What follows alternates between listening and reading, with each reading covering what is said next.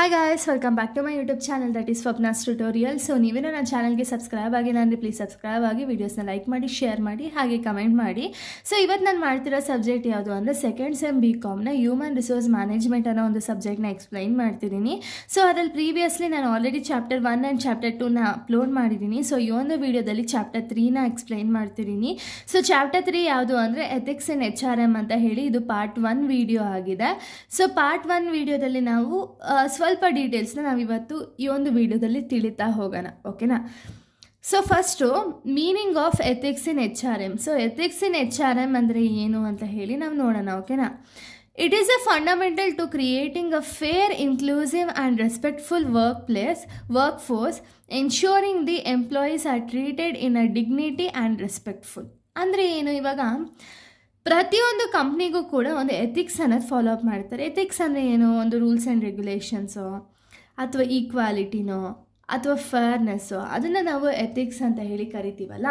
So ಪ್ರತಿಯೊಂದು company ಕೂಡ ethics ಅನ್ನೋದನ್ನ ಫಾಲೋ ಅಪ್ ಮಾಡ್ತಾರೆ. ಸೊ ಎಥಿಕ್ಸ್ ಇನ್ HRM ಅಂದರೆ ಏನು ಅಂದರೆ ಇಲ್ಲೇನು ಮಾಡ್ತಾರೆ ಅಂದರೆ ಇದು ಫಂಡಮೆಂಟಲ್ ರೈಟ್ಸ್ ಅಂತಲೇ ಹೇಳ್ಬೋದು ಎಂಪ್ಲಾಯೀಸ್ಗೆ, ಓಕೆನಾ. ಎಂಪ್ಲಾಯೀಸು ಪ್ರಾಪರಾಗಿ ವಿತೌಟ್ ಎನಿ ಡಿಸ್ಕ್ರಿಮಿನೇಷನ್ ಅವ್ರನ್ನ ಟ್ರೀಟ್ ಮಾಡಬೇಕು, ಓಕೆನಾ. ಅದನ್ನು ನಾವು ಎಥಿಕ್ಸ್ ಇನ್ HRM ಅಂತ ಹೇಳಿ ಕರಿತೀವಿ, ಓಕೆನಾ. ಇನ್ನು ಫೀಚರ್ಸ್ನ ನಾವು ನೋಡೋದಾದರೆ ಫೇರ್ನೆಸ್ ಆ್ಯಂಡ್ ಈಕ್ವಾಲಿಟಿ. ಸೊ ಇವಾಗ ಕಂಪ್ನಿಲಿ ಪ್ರತಿಯೊಬ್ಬರಿಗೂ ಕೂಡ ಒಂದು ಫೇರ್ನೆಸ್ ಅನ್ನೋದಿರಬೇಕು ಆ್ಯಂಡ್ ಈಕ್ವಾಲಿಟಿ ಅನ್ನೋದಿರಬೇಕು.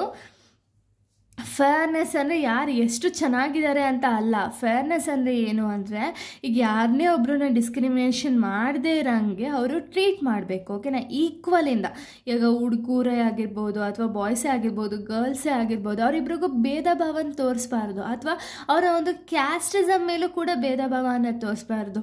ಈಗ ಒಬ್ಬ ಎಂಪ್ಲಾಯಿ ಆಗಿ ಜಾಯ್ನ್ ಆದಮೇಲೆ ಪ್ರತಿಯೊಬ್ಬರೂ ಕೂಡ ಇವಾಗ ಎಂಪ್ಲಾಯರ್ ಏನಿರ್ತಾರಲ್ಲ ಅವ್ರ ಆರ್ಗನೈಸೇಷನಲ್ಲಿರುವಂಥ ಪ್ರತಿಯೊಬ್ಬ ಎಂಪ್ಲಾಯಿನೂ ಕೂಡ ಒಂದೇ ರೀತಿಯಾಗಿ ನೋಡ್ಕೋಬೇಕು, ಓಕೆನಾ. ನೆಕ್ಸ್ಟು ಕಾನ್ಫಿಡೆನ್ಷಿಯಾಲಿಟಿ ಅಂದರೆ ಏನು, ಇವಾಗ ಪ್ರತಿಯೊಂದು ಇನ್ಫಾರ್ಮೇಷನು ಕೂಡ ಕಾನ್ಫಿಡೆನ್ಷಿಯಲ್ ಆಗಿರಬೇಕು. ಅಂದರೆ ಏನು, ಸೆಕ್ಯೂರ್ಡ್ ಆಗಿರಬೇಕು ಅಂತ ಹೇಳಬೇಕು, ಓಕೆನಾ. ಯಾರಿಗೇ ಒಬ್ರಿಗೂ ಕೂಡ ಇನ್ಫಾರ್ಮೇಷನ್ ಲೀಕ್ ಮಾಡ್ದಂಗೆ ನಮ್ಮ ಆನೆಸ್ಟಿ ಏನಿದೆ ಆನೆಸ್ಟಿನ ತೋರಿಸ್ಬೇಕಾಗುತ್ತೆ. ನೆಕ್ಸ್ಟ್ ಪಾಯಿಂಟ್ ಆನೆಸ್ಟಿ ಇರೋದು. ಆನೆಸ್ಟಿ ಅಂದರೆ ಏನು,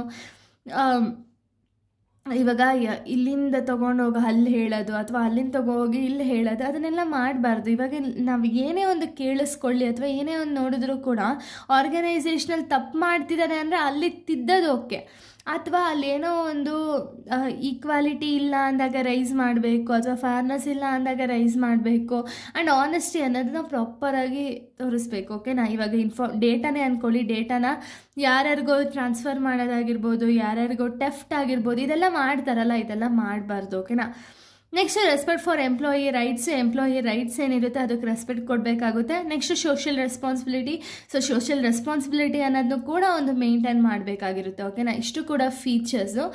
ಇನ್ನು ನೆಕ್ಸ್ಟ್ ಚಾಲೆಂಜಸ್ ಆಫ್ HRMನ ನಾವು ನೋಡೋದಾದರೆ ಏನೇನೆಲ್ಲ ಚಾಲೆಂಜಸ್ನ ಫೇಸ್ ಮಾಡ್ತಾರೆ ಅಂದರೆ first one discrimination and bias. So discrimination ಗೊತ್ತಿದೆ ಎಲ್ಲರೂ, ಅಂದರೆ ಹೇಳಿದ್ನಲ್ಲ ಆಗಲೇ ಬಾಯ್ಸು ಗರ್ಲ್ಸು ಅಂತನೋ ಅಥವಾ ಕ್ಯಾಸ್ಟಿಸಮ್ ಮುಖಾಂತರನೋ ಅದನ್ನೆಲ್ಲ ಡಿಸ್ಕ್ರಿಮಿನೇಷನ್ ಅನ್ನೋದನ್ನ ಮಾಡಲೇಬಾರ್ದು, ಓಕೆನಾ.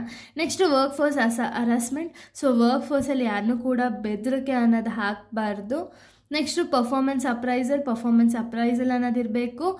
ಆ್ಯಂಡ್ ಎಂಪ್ಲಾಯಿ ಫೀಡ್ಬ್ಯಾಕ್ ಅನ್ನೋದು ಪ್ರತಿಯೊಬ್ಬ ಎಂಪ್ಲಾಯೀಸಲ್ಲೂ ಕೂಡ ಫೀಡ್ಬ್ಯಾಕ್ಸ್ ಅನ್ನೋದನ್ನ ಕಲೆಕ್ಟ್ ಮಾಡ್ಕೋಬೇಕಾಗುತ್ತೆ. ಇದರಿಂದ ಏನಾಗುತ್ತೆ ಅಂದರೆ ಮುಂದೆ ಇವಾಗ ಏನೋ ಒಂದು ಇಶ್ಯೂಸ್ ಆಯಿತು ಅಂದ್ಕೊಳ್ಳಿ, ಆವಾಗ ಬೇರೆಯೊಬ್ಬರಿಗೆ ಪ್ರಾಬ್ಲಮ್ ಆಗದೇ ಇರೋ ರೀತಿ ತಡಿಬೋದು. ಸೊ ಅದಕ್ಕೆ ಎಂಪ್ಲಾಯಿ ಫೀಡ್ಬ್ಯಾಕ್ ಅನ್ನೋದು ನೆಸೆಸರಿ ಇರುತ್ತೆ. ಇನ್ನು ನೆಕ್ಸ್ಟ್ ಪಾಯಿಂಟ್ ನಾವು ನೋಡೋದಾದರೆ ಸೊ ನೆಕ್ಸ್ಟು ಪ್ರೈವಸಿ ಇಶ್ಯೂಸ್ ಅನ್ನೋದಿತ್ತು ಅಂದರೆ ಅದನ್ನು ಪ್ರಾಪರಾಗಿ ಕರೆಕ್ಟ್ ಮಾಡ್ಕೋಬೇಕಾಗುತ್ತೆ, ಓಕೆನಾ. ಇಷ್ಟು ಕೂಡ ಈ ಒಂದು ಚಾಪ್ಟರ್ನ ಫಸ್ಟ್ ಟಾಪಿಕ್ ಕಂಪ್ಲೀಟ್ ಆಗಿದೆ. ಇನ್ನು ನೆಕ್ಸ್ಟ್ ವಿಡಿಯೋದಲ್ಲಿ ನಾನು ಬೇರೆ ಒಂದು ಟಾಪಿಕ್ನ ಎಕ್ಸ್ಪ್ಲೈನ್ ಮಾಡ್ತೀನಿ. So thank you guys, thanks for watching.